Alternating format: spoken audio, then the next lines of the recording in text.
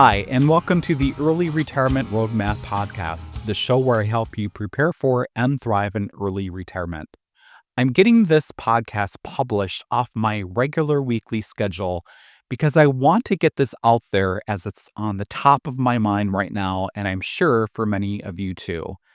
Right now, if you're on an ACA plan like I am, because I'm an early retiree, and you know you're going to be over 400% of the federal poverty level or FPL next year, you're probably pondering what you're going to do about health insurance in 2026, especially because the enhanced subsidies we've been enjoying currently and whether they will be extended or not is up in the air as of the date I'm recording this, October 27th, and are being used as a bargaining chip in relation to the government shutdown. Now, open enrollment starts November 1st. If you want coverage to start January 1st, you need to enroll by December 15th. What is particularly annoying is Congress has known for months that the enhanced subsidies sunset after 2025 unless they extend them. And here we are on the doorstep of enrollment with politics in the way. So very frustrating, yes, but we're not helpless. For reference, 400% of FPL is 84,600 for a married couple filing jointly in the 48 contiguous states. Alaska and Hawaii have different thresholds.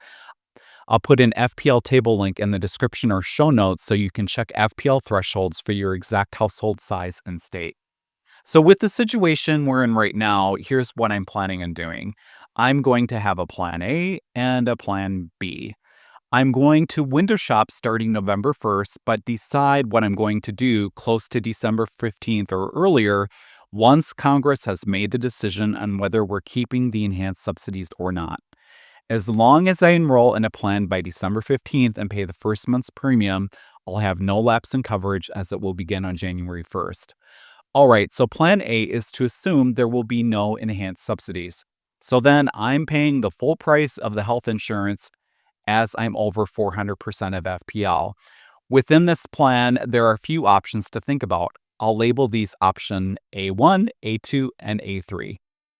Option A1, stay on exchange anyway. Even without subsidies, buying on healthcare.gov or your state marketplace keeps the door open. If subsidies get extended or revived mid-season, the only place you receive advanced premium tax credits or APTC is on exchange. Also, some good news is this. Starting with the 2026 plan year, every ACA bronze and catastrophic plan offered through the federal and state marketplaces will automatically be considered HSA eligible.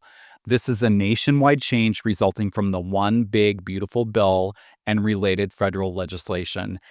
It means all such plans, regardless of deductible details, will qualify you to open and contribute to a health savings account as long as you meet the general HSA rules, for example, not enrolled in Medicare, not claimed as a dependent. Next, option A2, off-exchange ACA-compliant plans.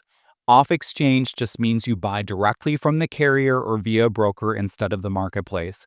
These can still be full ACA major medical plans that cover pre-existing conditions and essential health benefits. Sometimes networks, formularies, or little plan tweaks differ between the exchange and off-exchange shelves. The catch is if subsidies come back, off-exchange plans don't get subsidies. Option A3 is going off-grid, so to speak, and looking at complete alternatives. But here's the straight talk. There are cheaper looking options out there, but most of them are not ACA major medical. Think of short-term or fixed indemnity plans as band-aids. They're underwritten, they can exclude pre-existing conditions, and they have caps. They're not built to take a chemo bill or a surprise surgery the way an ACA plan is. Can they bridge a very specific gap for a very healthy person? Sometimes. But I treat them like a last resort time box tool, not a long-term strategy. Then there are health sharing ministries, different animal entirely. It's not insurance, it's a community that agrees to share costs under a set of guidelines. Those guidelines can change. They can say no to pre-existing conditions, and you don't have a legal claim if they don't pay. Now, there are folks who have had fine experiences and others who are frustrated. If you go this route, you need savings, patience, and a plan B. And you've probably seen, like I have, the Facebook ads. We'll put you in a group and slash your premiums. Some of those are real employer group or level funded plans for actual businesses. If you don't truly have an employer group, you're likely looking at an association style arrangement that doesn't follow the ACA rules for individuals. My rule of thumb: if the salesperson can't answer quickly and clearly, is this ACA compliant major medical that covers pre existing conditions with no annual or lifetime caps, I'm out, and so should you. Bottom line for me, alternatives can make sense for a very narrow slice of people for a very short window, but you're trading away predictability. If you have any known medical needs, I'd rather stick with ACA compliant coverage.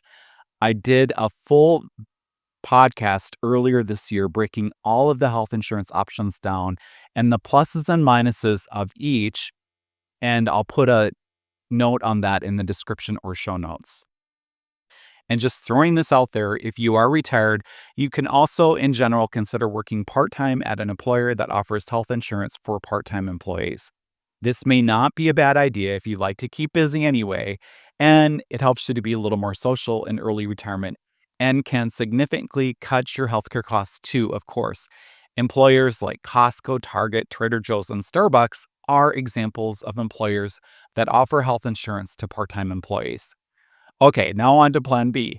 This is assuming the enhanced subsidies will continue, so then I'm going to definitely be on an ACA plan and manage my MAGI that the subsidies are based upon like a pro. This includes doing things like considering pausing big Roth conversions or keep them small and targeted. Conversions are great long term, but they show up as ordinary income today and they can wipe out a subsidy fast. For spending money, I live off my taxable brokerage since I'm 56. When I need cash, I sell lots with the smallest gains first, and I'm not shy about harvesting losses to offset gains. I also favor broad, tax-efficient ETF index funds in my taxable brokerage account, so I'm not surprised by end-of-year involuntary capital gains distributions that you can have in an index mutual fund if and when the fund managers rebalance the fund to better align with the index it follows. If you're not retired and working and getting your health insurance through the ACA, contribute to your 401k and a health savings account as easy levers you can pull to reduce MAGI. And of course, you can contribute to an HSA when you are retired. If you're retired, carefully manage any withdrawals from pre-tax IRAs and 401ks or 403bs because those are ordinary income and count towards MAGI. And one easy thing to miss: tax-exempt municipal bond interest gets added back when the marketplace calculates MAGI. It's not free in this context. All right, bottom line, if you're going to be over 400% of FPL next year, to wrap this up. Number one, build Plan A and Plan B now. Price out both on-exchange and off-exchange ACA-compliant options. Only consider alternatives if you fully accept the trade-offs. Number two, don't lock in early. Shop in November, make your pick near December 15th or earlier once we know what's going on with the enhanced subsidies, so you're covered January 1st and you've given Congress maximum time to act. Number three, as subsidies continue, manage MAGI like a pro, like we just talked about. If you're not sure where your 2026 MAGI will land relative to the 400% cliff, listen to my podcast all about this on how to calculate your MAGI, and I'll put a note regarding it in the show notes. And also grab my free MAGI calculator spreadsheet Excel template that I'll also have in the show notes or description. And I'll also add into the show notes the FPL tables and links to healthcare.gov and the ACA's estimator tool that should have the 2026 plans and premiums available for you to start reviewing starting November 1st that you can use to check your 2026 ACA plans and premiums that are available to you.